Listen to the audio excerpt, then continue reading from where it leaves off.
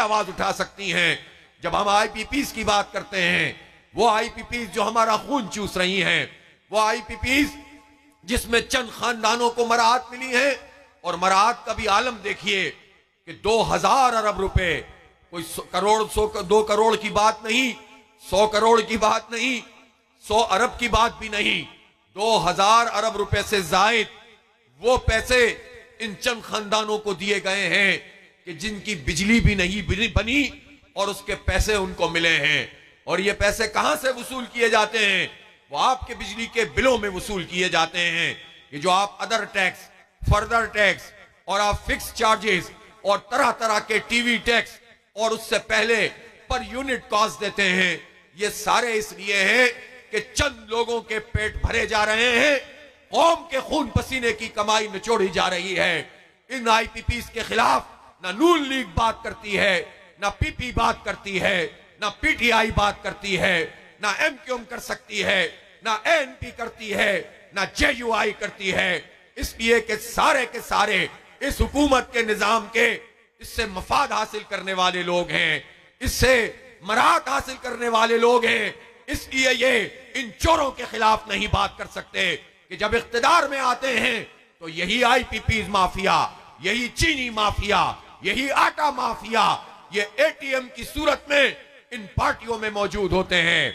इसलिए पाकिस्तान के अवाम की, पाकिस्तान के नौजवानों की, पाकिस्तान की माओ बहनों की, पाकिस्तान के तलबा की और पाकिस्तान के मजदूरों की अगर कोई नुमाइंदगी कर रहा है तो वो जमात इस्लामी कर रही है।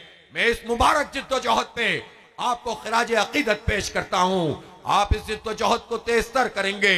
आने वाले दिनों में हमने जो मेंबरशिप की है इसको भी जारी रखा जाएगा, इसकी तादाद को भी बढ़ाया जाएगा और साथ साथ मजदूर कमेटियां, किसान कमेटियां, तलबा कमेटियां, तालीमी कमेटियां, स्कूल बचाओ कमेटियां, तालीम बचाओ कमेटियां, किसान बचाओ कमेटियां बनाएंगे इंशाअल्लाह और अवाम की ताकत को मुज्तमा करेंगे। वो लोग जो मायूस होते चले जा रहे हैं, ये सबसे बड़ी साजिश है कि कौम को अपने मुस्तकबिल से मायूस कर दो, नौजवानों को अपने मुस्तकबिल से मायूस कर दो और कहो कि पाकिस्तान रहने की जगह ही नहीं रही है, यहां हमें जमहूरी आजादियां नहीं है, यहां हमें तालीम का हक नहीं मिलता, यहां हमें रोजगार नहीं मिलता, लिहाजा हमें मुल्क से बाहर चले जाना चाहिए। मैं नौजवानों से कहना चाहता हूं कि देखो ये मुल्क, ये अल्लाह ताला का इनाम है, ये बहुत प्यारा मुल्क है। यहाँ खेत हैं, यहाँ खलियान हैं, यहाँ मजदूर हैं और किसान हैं, यहाँ पहाड़ हैं और दरिया हैं, यहाँ समंदर हैं और पोर्ट्स हैं, यहाँ मिनरल्स हैं, यहाँ गैस है, यहाँ तेल है, यहाँ पर सोना है, क्रोमाइट है, यहाँ कोयला है, यहाँ कीमती पत्थर है, मार्बल और ग्रेनाइट है। किस चीज की कमी है? जो इस मुल्क में क्या है जो नहीं है? सब कुछ है। और फिर सबसे बढ़कर 25 करोड़ आवाम और उनमें से 40 साल तक की उम्र के 80% लोग हैं, यानी 20 करोड़ लोग हैं और 30 साल तक की उम्र के 15 करोड़ से जायद लोग हैं। जहां इतना बड़ा पोटेंशियल हो, जहां इतना बड़ा स्टफ हो, जहां इतने खजाने हो और इन खजानों से आप मायूस हो जाएं और कहें कि यहां कुछ नहीं हो सकता, तो आप जरा गौर तो करें कि इन खजानों के ऊपर जो नाग बनकर बैठे हुए हैं वो कितने लोग हैं? क्या वो करोड़ों में हैं? वो करोड़ों में नहीं है, वो चंद हैं, थोड़े से हैं, लेकिन उन्होंने इस रियासत की ताकत अपने हाथ में रखी हुई है। ये बंदूक की ताकत के साथ पूरी कौम को गुलाम बनाते हैं। ये जागीरदारों और बड़े बड़े वडेरों को सपोर्ट करते हैं, ये बड़े बड़े सरमायादारों के साथ मिलते हैं। ये आटा माफिया और चीनी माफिया, ये IPPs माफिया, इन सबको आप जमा कर लेंगे, ये चंद लाख भी नहीं है और 25 करोड़ आवाम हैं। तो मैं 25 करोड़ लोगों से यह कहना चाहता हूं कि इन चंद की वजह से आप अपने मुस्तकबिल से मायूस हो जाएं तो ये और ताकतवर हो जाएंगे, ये मजीद खाएंगे, ये मजीद लूटेंगे, ये पाकिस्तान को मजीद बर्बाद करेंगे, ये उसे मजीद उजाड़ेंगे। लिहाजा आओ मिलकर इनके खिलाफ उठकर खड़े हो जाओ, इत्तेहाद और यकजहती के साथ भाई भाई बन जाओ। कोई कौम परस्ती की सियासत ना करे, कोई फिरका परस्ती पे हमें ना लड़ा सके, कोई हमें तकसीम ना कर सके, हम हर मजलूम की बात करेंगे।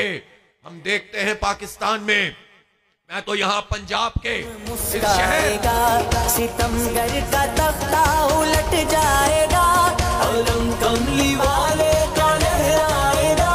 दुआएं सुनेगा खुदाए मुझी, नस्रुम मिनल्लाह व फतहुन करीब। अब बीच में आप अगर ये तराना चलाएंगे तो मैं तकरीर कैसे करूंगा, भूल जाऊंगा। तो मैं अर्ज ये कर रहा था कि ये जो चंद लोग हैं और ये ताकतवर बने हुए हैं, यही बहरान पैदा करते हैं। ये बलोचिस्तान में महरूमियां पैदा कर रहे हैं। ये लापता अफराद जो बड़ी तादाद में वहां मौजूद हैं, सैकड़ों नहीं हजारों की तादाद में। और जब ये खबर मिलती है कि कोई लाश आई है तो कितने लोग हैं जो जाते हैं और जाकर ये देखते हैं कि इसमें कोई हमारा प्यारा तो नहीं है, और फिर मायूस होकर वापस आते हैं। उन्हें पता भी नहीं चलता कि उनका वो प्यारा कहां पर है। मैं ये कहना चाहता हूं कि जो मुल्क दुश्मन हो, जो मुल्क के खिलाफ काम कर रहा हो, जो दहशतगर्द हो, तो अगर दहशतगर्द और मुल्क के खिलाफ काम करने वाला ये काम कर रहा है तो रियासत की क्या जिम्मेदारी है, फौज की क्या जिम्मेदारी है, पुलिस की क्या जिम्मेदारी है, हुकूमत की क्या जिम्मेदारी है कि वो दहशतगर्द को पकड़े और अदालत में पेश करे। और अदालत की क्या जिम्मेदारी है कि वो कानून के मुताबिक उस दहशतगर्द को सजा दे। लेकिन दहशतगर्द को सजा देने की सलाहियत अगर अदालतों के पास नहीं है तो पूरी कौम को तो दहशतगर्द मत बनाओ, पूरे सूबे के लोगों को तो मुतनफिर ना करो, उनके अंदर तो अज़बियत की ये जड़ें मजीद मजबूत मत करो। उनके गमो गुस्सों को जो बैरूनी ताकतें इस्तेमाल करके हमें आपस में लड़वाती हैं, तो ऐसे काम मत करो। इसलिए मैं बलोच अवाम से यहां सरगोदा में कह रहा हूं कि हम आपका मुकदमा पंजाब में लड़ सकते हैं, लेकिन आप उन साजिशों में ना आए जिसमें आपको पंजाब के अवाम के खिलाफ लड़वाया जाता है। अगर एक दूसरे का कत्ल करेंगे, एक दूसरे से नफरत करेंगे, तो जो ऊपर सब एक हैं, ये सब इकट्ठे होकर फैसला करते हैं, तो फिर ये और ताकतवर हो जाएंगे। इसलिए चाहे खैबर पख्तूनख्वा के अवाम के मसाइल हों, कबाइल के लोगों के मसाइल हों, हम सिंध और अंदरूने सिंध के धाड़ियलज़दा लोग जिनके ऊपर डाकुओं को मुसल्लत कर दिया गया है, कच्चे और पक्के के डाकू बैठे हुए हैं, उनका मसला हो। शहर कराची पूरे पाकिस्तान के लिए एक हैसियत रखता है, माशी शहर है, और हम देखते हैं कि सबसे ज्यादा रेवेन्यू जनरेट करता है। अगर वहां पर महरूमियां मौजूद हैं, और इसी तरह लोग तो समझते थे कि ये महरूमियां सिर्फ इन सूबों में मौजूद हैं, लेकिन आज इस जलसे में जो तस्करा अवैस कासिम साहब फरमा रहे थे, जो किसान की सूरत हाल है, जो सड़कों की टूट फूट है, जो ब्लैक मार्केटिंग खाद में और बीज में हो रही है, और जो इस्तेहसाल हो रहा है, इसका मतलब यह है कि यह हर तरफ इस्तेहसाल है और जालिम इकट्ठे हैं, उनकी कोई कौम नहीं है। पूछना चाहता हूं, ये जो आईनी तरमीम के नाम पर ड्रामा किया गया है, इसमें तो बलोचिस्तान के 2 सेनेटर्स ने भी अपना वोट डाला है, तो वो भी तो बलोच हैं, उन्होंने कैसे वोट डाल दिया? और इसी तरह वहां तो सब एक होते हैं, उनकी कोई कौम नहीं होती, उनका कोई फिरका मसलक नहीं होता। देवबंदी बरेलवी एक हो जाते हैं, शिया सुन्नी एक हो जाते हैं, और कौम को देवबंदी बरेलवी में तकसीम करते हैं, कौम को शिया सुन्नी में तकसीम करते हैं, कौम को पंजाबी और बलोच में, और पख्तून और महाजिर में, और सराइकी और हजारेवाल में, और सिंधी और मुख्तलिफ कौमों में तकसीम करते हैं।